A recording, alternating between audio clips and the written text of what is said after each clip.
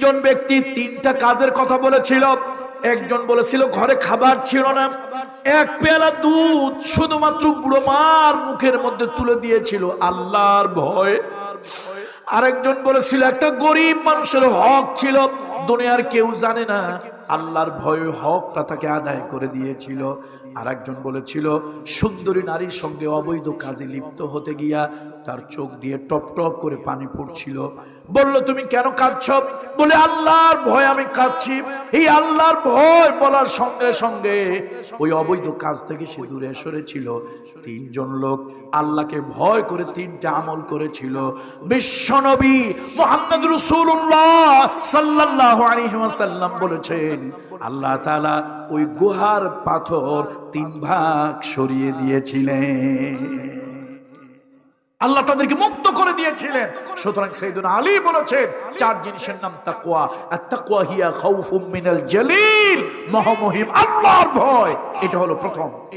দুই নম্বরে হলো ওয়াল আমালু বিত-তানজিল, আল্লাহ তাআলা যা অবতীর্ণ করেছেন, মুহাম্মদ রাসূলুল্লাহ সাল্লাল্লাহু আলাইহি ওয়াসাল্লাম যা দিয়েছেন, কোরআন আর সুন্নাহ অনুযায়ী আমল হবে, কোরআন সুন্নাহ অনুযায়ী আমল হবে। ইয়া আইয়ুহাল্লাযীনা আমানুত্তাকুল্লাহা হাক্কা তুকাতিহি, এই আয়াতের ব্যাখ্যা আমি অনেকগুলো তাফসীরের ভিতরে দেখলাম, তারা বলেছেন যে আসলে আল্লাহ বুঝাতে চেয়েছেন ওহে তোমরা যারা ঈমানদার, আল্লাহকে যারা বিশ্বাস করেছো, আল্লাহর শরীয়ত পুরাপুরি গ্রহণ করো। যারা বলেন সুবহানাল্লাহ। তাহলে ওয়াল আমালু বিত-তানজিল, আল্লাহ যা দিয়েছে মন গড়া নয়, আমার মন যেভাবে চায় ইসলাম সেইভাবে চলবে না, আল্লাহর হুকুম যেভাবে ইসলাম সেইভাবে চলবে। কত ঠিক কিনা জোর বলুন। আমার আব্বা টেকেরহাটের মরহুম পীর সাহেব রাহিমাহুল্লাহ তাআলা, মরহুম দেলওয়ার হোসেন আনসারী নওয়ারাল্লাহু মারকাদাহু ওয়া জাআলাল জান্নাতা মাসওয়াহু, পীরের সন্তান হয়ে পীরের অ্যাডভাইস করছি না, এই কথাটা উনি বারবার বলতেন, হাজারবার বলতেন, আবেগ হলো পাগলা ঘোড়া, তাকে শরীয়তের লাগাম দিয়ে নিয়ন্ত্রণ করো।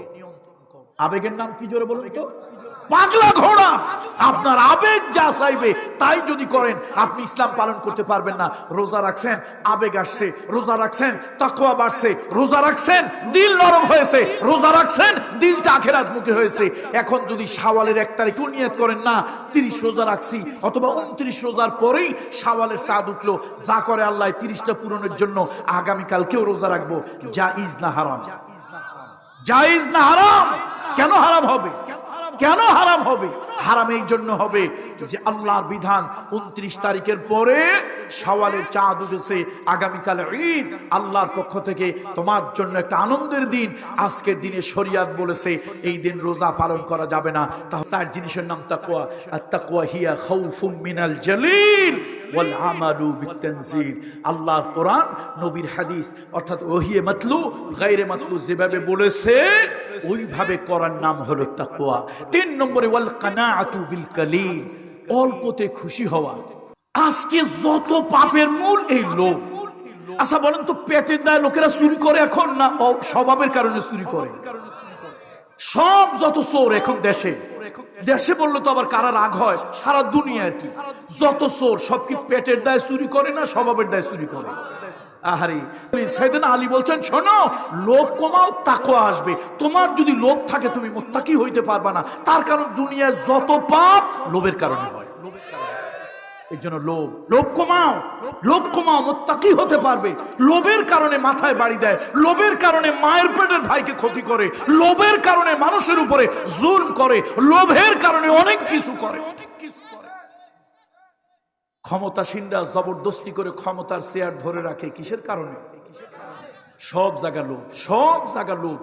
এই জন্য সাইয়েদনা আলী বলছেন তোমার লোভ যদি কমাও তোমার পাপ কমে যাবে, লোভ যদি কমাও পাপ কমে যাবে, আর তোমার মধ্যে তাকওয়া ঢুকে যাবে।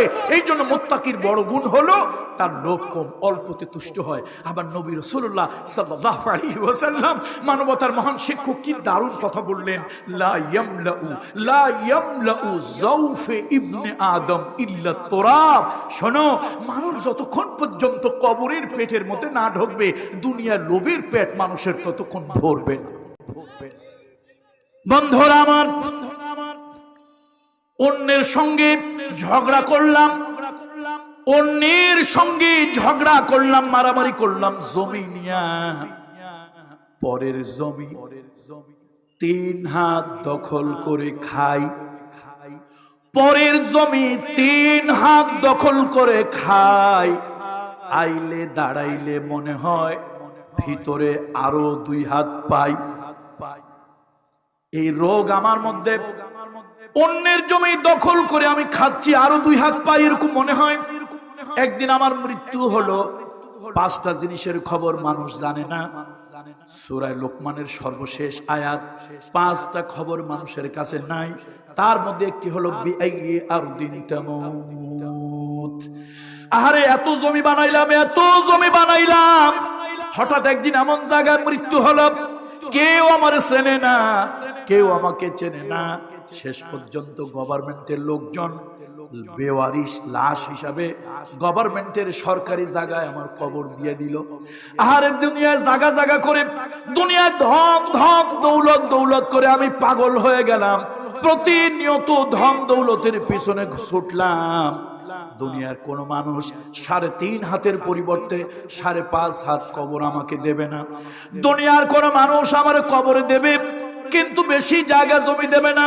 এই জন্য ভাইরা আমার, লোভটাকে কমাতে হবে। লোভ না কমালে এই দুনিয়ার কোন সম্পদ আমার কাজে আসবে না। এই জন্য সাইয়্যিদুনা আলী বলেন, 4টা কাজ করো তুমি মুত্তাকি হয়ে যাবে। একটা হলো মহামহিম আল্লাহর ভয় জাগ্রত করো। 2 নম্বরে হলো আল্লাহ তাআলা যা দিয়েছেন নবী মুহাম্মদ রাসূলুল্লাহর মাধ্যমে সেই অনুযায়ী আমল করো। 3 নম্বরে হলো তোমার লোভটা তুমি কমিয়ে দাও। আর 4 নম্বরে হলো ওয়াল ইস্তি'দাদু লিয়াউমির রাহিল। এই দুনিয়া থাকার জায়গা নয়, এই দুনিয়া চিরদিন চিরস্থায়ী থাকার জায়গা নয়। এই দুনিয়া ছেড়ে চলে যেতে হবে, প্রতি মুহূর্ত তুমি ওই প্রস্তুতি নাও। আল্লাহু আকবার। শুনুন, বিদেশে যারা গেছেন তারা বুঝবেন, যারা যান নাই তারাও তো বুঝবেন না।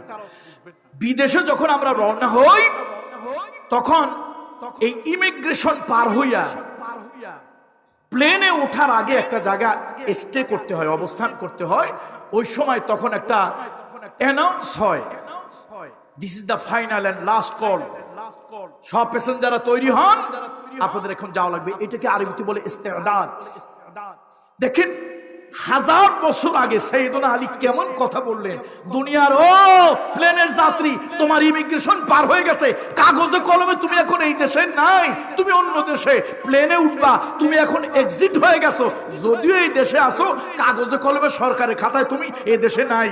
আর তুমি যে এই জায়গায় ব্যাগ রাখছো, ওই জায়গায় পান রাখছো, এই জায়গায় সুপারি রাখছো, ওই জায়গায় চুল রাখছো, তুমি যে আরাম আয়েশ করে বসছো। আরে মিয়া, তোমার প্লেনের এখনই ফাইনাল কল আসবে, রেডি হও। আল ইস্তিদাদ ওয়াল ইস্তি'দাদু লিয়াউমির রাহিল। তোমাকে একদিন চলে যেতে হবে, একদিন চলে যেতে হবে। সেই জন্য তুমি প্রস্তুতি, প্রিপারেশন নাও। একটা ঘটনা শুনেছি, 7 মুলুকের বাদশা ছিল শাহ সেকান্দার। এই বেচারা দিলের মধ্যে একদিন কি যেন একটা কষ্ট আসছে। এখন লোকজনের ডেকে কয়, ভাই আমার মনটা ভালো না, আচ্ছা তোমরা একটা কাজ করবা, আমি যদি মারা যাই তো আমারে তোমরা কাফনের কাপড় পরাইয়া গোসল দিয়া এই হাত দুইটারে বাহিরে রেখে আমার শহর দিয়ে আমার একটু ঘুরাবে, এরপরে তোমরা আমারে দাফন করবে। এখন রাজা বাদশাদের সামনে, মন্ত্রী মিনিস্টার এদের সামনে ভয়তে লোকেরা কথা বলে, কেন করবো, কি কারণে, এটা করলে লাভ কি, কেউ ভয়তে কিছু জিজ্ঞেস করে না। এখন তিনি মারা গেলেন। মারা যাওয়ার পরে এখন সবাই কয় উনি তো একটা ওসিয়ত করছে। আলেমরা বলল, মাইয়েতের ওসিয়ত যদি শরীয়তের খেলাফ না হয় তাহলে সেটা পালন করা যায়। তো ঠিক আছে, কি করো, গোসল করো, কাফন পড়ালো, হাত দুইটা বাহিরে রাখো, শহর দিয়ে ঘোরাও। এখন লোকেরা হাসে আর বলে, দেখো মরলেও স্বভাব চরিত্র পাল্টায় না। এই হাত দিয়ে কত টাকা পয়সা, হীরা মণি মুক্তা, ইয়াকুত জবরজত লুকলুক মারজান, কত দামি দামি কত কিছু এই হাত দিয়ে লেনদেন করছে, মরার পরও চরিত্র পাল্টায় নাই। এখনো হাত পেতে কয়, কে কি দিবা দাও, বা কার কাছে কি লেনদেন আছে। একজন লোক খুব কাঁদতেছে, একজন বুজুর্গ আল্লাহওয়ালা, সবাই গিয়ে তারে ধরলো। শাহ সেকান্দারের এই অবস্থা দেখে সবাই হাসতেছে, আপনি কাঁদতেছেন, কারণটা কি? উনি বললেন, শোনো, কান্নার কারণ হলো তোমরা কেউ বুঝতে পারো নাই। শাহ সেকান্দার 7 মুলুকের বাদশা, অঢেল ধন দৌলত রেখে গেল, কিন্তু যাওয়ার সময় কবরে কিছুই নিয়ে যেতে পারলো না, খালি হাতে গেল। দুনিয়ার মানুষকে জানাই গেল, ও দুনিয়ার মানুষ তোমরা সাক্ষী, ও দুনিয়ার মানুষ তোমরা সাক্ষী, এই দেখো আমার খালি হাত, আমি কবর দেশে রওনা হলাম খালি হাতে। এই দুনিয়া ছেড়ে মানুষ যখন যায়, নেক আমল ছাড়া আর কিছুই সাথে নিয়ে যেতে পারে না। ইদা মাতাল ইনসান ইনকাতা আনহু আমালুহু ইল্লা মিন সালাসা, মানুষ যখন মৃত্যুবরণ করে সব আমলের দরজা বন্ধ হয়ে যায়, ডিসকানেক্ট হয়ে যায়। সুতরাং আমি আর কথা বাড়াবো না, আমি আর কথা বাড়াবো না। ও ভাইরা, কুমিল্লার মুরব্বীরা, বাবাজিরা, আল্লাহ তাআলা তাকওয়া অর্জন করতে বললেন, যেমনটি অর্জন করা দরকার। সাইয়েদুনা আলী বললেন 4 কাজের নাম তাকওয়া। একটা হলো মহামহিম আল্লাহর ভয় দিলের মধ্যে নেওয়া, 2 নম্বরে হলো আল্লাহ যা অবতীর্ণ করেছেন নবী মুহাম্মদ রাসূলুল্লাহর মাধ্যমে সেই অনুযায়ী আমল করা, 3 নম্বর হলো লোভের কারণে যত পাপ হয়, যত পাপ লোভের কারণে হয়, লোভটাকে সম্বরণ করা, 4 নম্বরে হলো এই দুনিয়া থাকার জায়গা নয়, ইহা হাম সব মুসাফির হ্যাঁ वही आखिर ठिकाना, कोई आगे रवाना है कोई पीछे रवाना, चलो मुसाफिर बादोगा ठोड़ी जाना है बहु दूर, आज भी जाना कल भी जाना, जाना एक दिन पड़ेगा।